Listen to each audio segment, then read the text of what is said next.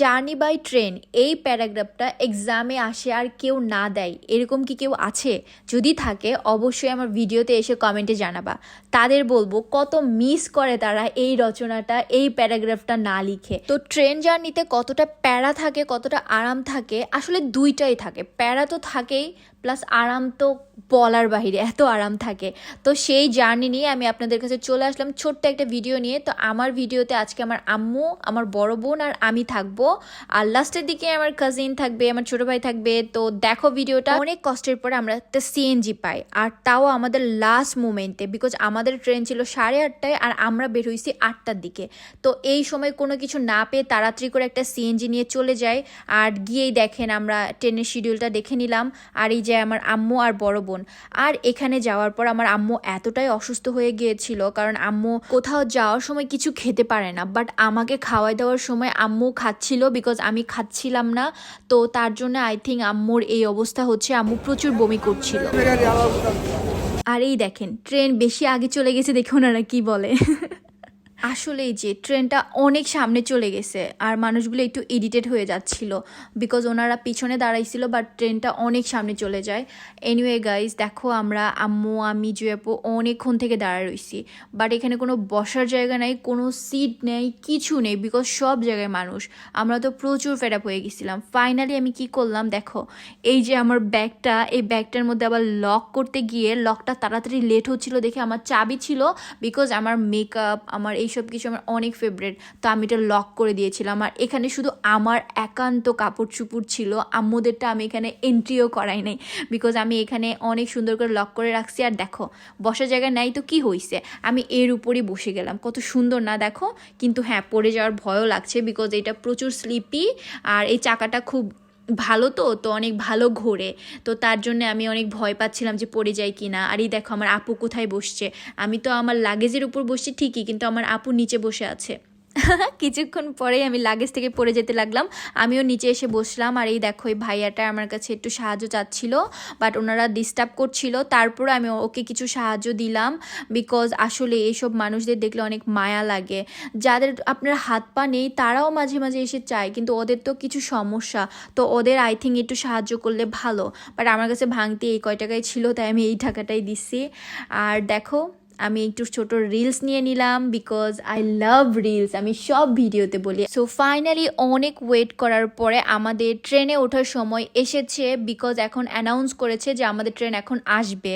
তো ফাইনালি কুলি আমাদের লাগেজগুলি নিয়ে যাচ্ছে, বিকজ এখানে পার্সোনালি ব্যাগ তোলা ইম্পসিবল গাড়ির উপরে।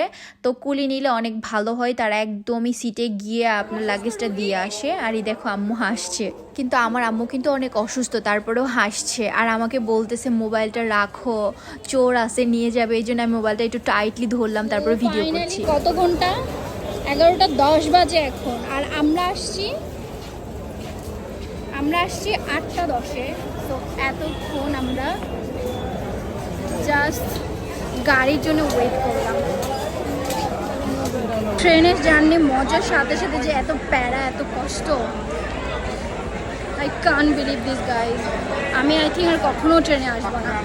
8, 9, 10, 11, 3.5 ঘন্টা ওয়েট করলাম। আমরা ট্রেন আসবে আরও মেবি আরও 20-30 মিনিট পরে, আর না আই থিঙ্ক 10 মিনিট পরে ট্রেন এখন চলে আসবে, তার জন্য আমরা তাড়াতাড়ি এখন খাবার নিতে যাই, বিকজ আমরা কোথাও গেলে কিছু খাই বা না খাই, কিন্তু খাবার নেই ইচ্ছা মতো। তো দেখো আমরা কি কি নেই। একটা ঠান্ডা পানিও দিন, 1/2 লিটার। হ্যাঁ, কুরকুরে দেন 2টা,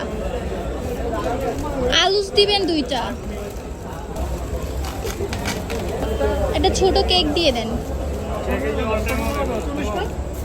না এগুলা না, এটার কি ডেট আছে? দিয়ে দেন। এই যে ওই বিস্কিটটা দেন, এই যে এই ফিটটাও দিয়ে দিন। আমাদের খাবার নেওয়া দেখলে মানুষ মনে করবে আমরা মনে হয় পেটু, বাট আসলে এগুলি কিছুই না। ট্রেনের ভিতর যতক্ষণ না পর্যন্ত আমরা পৌঁছাবো ততক্ষণ যা যা আসবে আমাদের নিতেই হয়।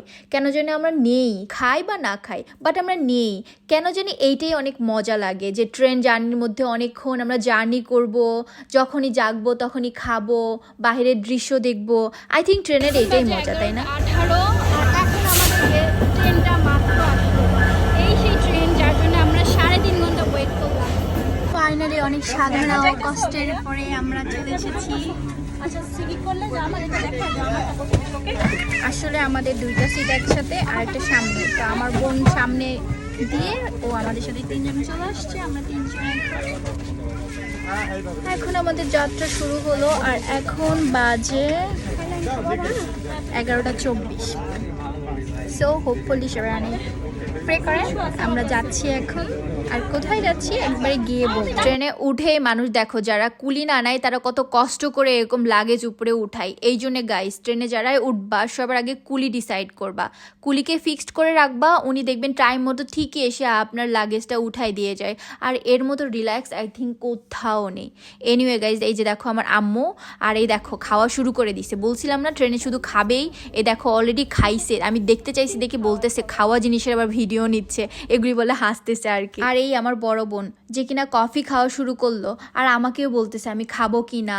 আর আমি বললাম যে না আমি খাবো না, বিকজ কফি খাইলে আমার ঘুম আসবে না। আর ট্রেনে উঠলে মানে আমার ট্রেনে না যে কোনো জায়গায় জার্নি করলে না ঘুমালে আমি শেষ, আমার ঘুমাতে হবে মাস্ট বি। আর এই দেখো আমার বড় বোন আমার আম্মুর কোলে অলরেডি ঘুমাই গেছে, তার জন্য আমি একটু ওকে ট্রোল করলাম, আর এখন আমিও ঘুমাচ্ছি। Bye bye. সো মর্নিং হয়ে গেছে, আমার ঘুম শেষ। কি মজার একটা ঘুম হয়ে গেল। এনিওয়ে গাইস, এখন দেখো বাইরে কত সুন্দর কুয়াশা। ওয়াও, ভিউটা অনেক সুন্দর। ঘুম থেকে ওঠার পরে এমন ভিউ কার কার ভালো লাগে বলো। এনিওয়ে গাইস দেখো এই যে আম্মু জুয়াপু ওরাও ঘুম থেকে উঠে গেছে। অ্যাকচুয়ালি আমি হাসছিলাম যে ওদের সবাইকে মানে আমাদের সবাইকে ঘুম থেকে ওঠার পরে কেমন লাগছে তাই না, মানে হাত মুখ না ধুয়ে ক্যামেরার সামনে আসা। এনিওয়ে গাইস, এই দেখো এটা কি দেখতে পাচ্ছ, এটা কোন জায়গা বলো তো? এইটাই কিন্তু আমার জন্মস্থান, এই জায়গাটাই কিন্তু আমি জন্মগ্রহণ করেছি। কিন্তু হ্যাঁ, আমরা এখানে যাচ্ছি না, আমরা যাচ্ছি নানু বাড়ি, আমার আন্টির বাসায় যাচ্ছি। ওখানে নানু বাড়ি আর আন্টির বাড়ি মানে আমার মামা বাড়ি আর আন্টির বাড়ি এক জায়গায়, তো আমরা এখন আন্টির বাসায় যাচ্ছি। আর দেখো ঘুম থেকে ওঠার পর আমাকে কত কিউট অ্যান্ড ফ্রেশ লাগছে, তাই আমি সুন্দর একটা গানে একদমই রিলস বানাই নিলাম। গানটা কি ছিল জানো? কি বলো তো, এই সাইন দেখে বলো তো কোন গানটা ছিল এখানে। আমি কিন্তু হাত দিয়ে দেখাই দিচ্ছি। এনিওয়ে গাইস, এই ভিডিওটার কোন গান ছিল জানো? আমার ময়না টিয়া তাতন মারের কি জানি একটা গান, আমার মনেই নাই। এনিওয়ে গাইস, তোমরা বলে দিও এই গানটার নাম কি।